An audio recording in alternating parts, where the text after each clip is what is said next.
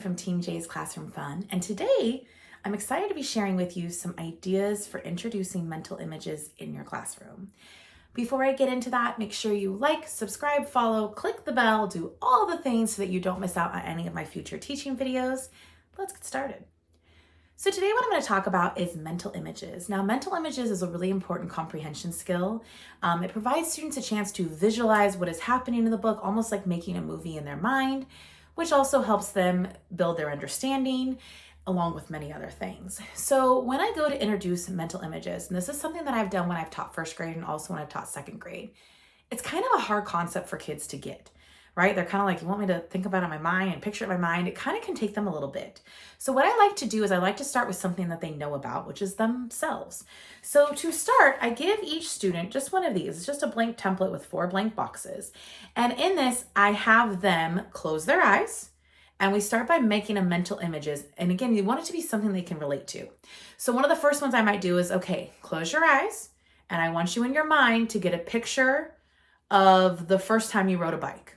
Okay, so they're closing their eyes, they're getting their image. Then I say, okay, open, and then they sketch that image in the first box.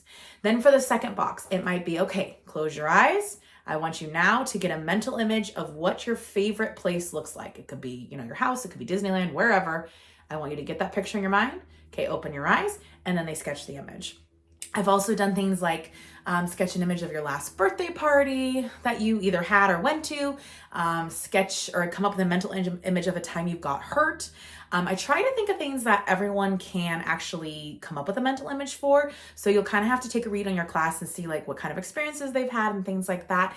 But this is a good one because it gets them used to creating that image in their mind, but also then sketching it, drawing it. What helps is that since it's about themselves, they already know about themselves. So it kind of takes some of the guesswork and some of the thought process out of it. And it's a good way to introduce mental images as we're obviously going to move into text. So this is always what I start with on the first day of mental images. The second thing that I do is I move into poetry.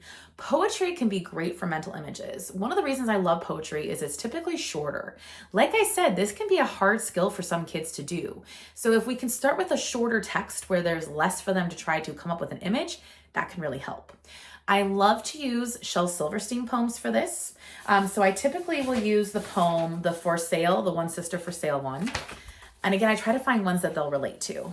Rain. I have the Band-Aid one. They love this one where there's the Band-Aids everywhere.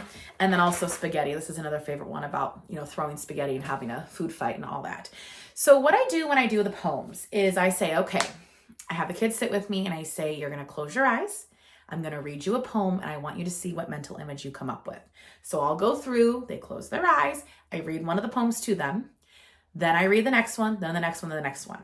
Their goal, and I make sure to state this before I start reading them to them, is that they are going to think of which poem they have the strongest mental image for.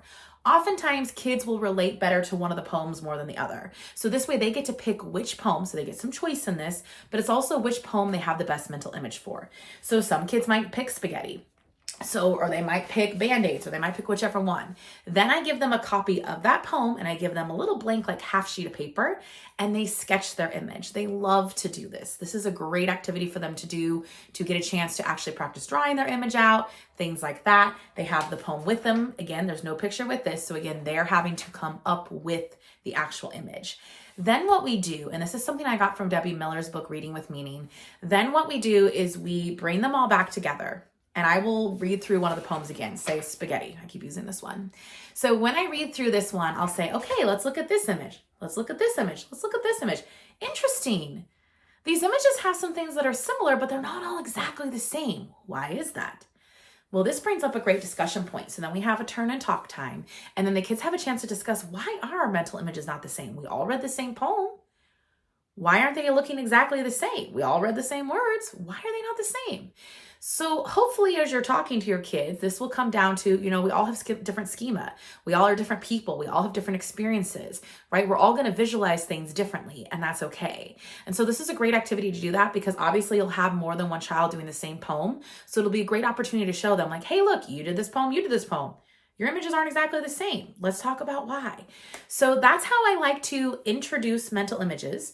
Again, I start with that activity where they have the 4 boxes and they are coming up with their own personal mental images. And then we move into poems. You could do all kinds of different poems. Like I said, I chose Shel Silverstein. Kids really enjoy his poems.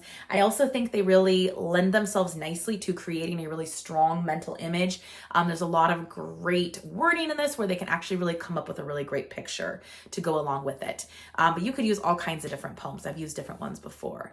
So that is how I introduce it. Stay tuned because my next video, I will be sharing 3 of my favorite books that I love to use when we move into actual books for mental images. So make sure you like, subscribe, follow, and I will be back to talk to you about that soon.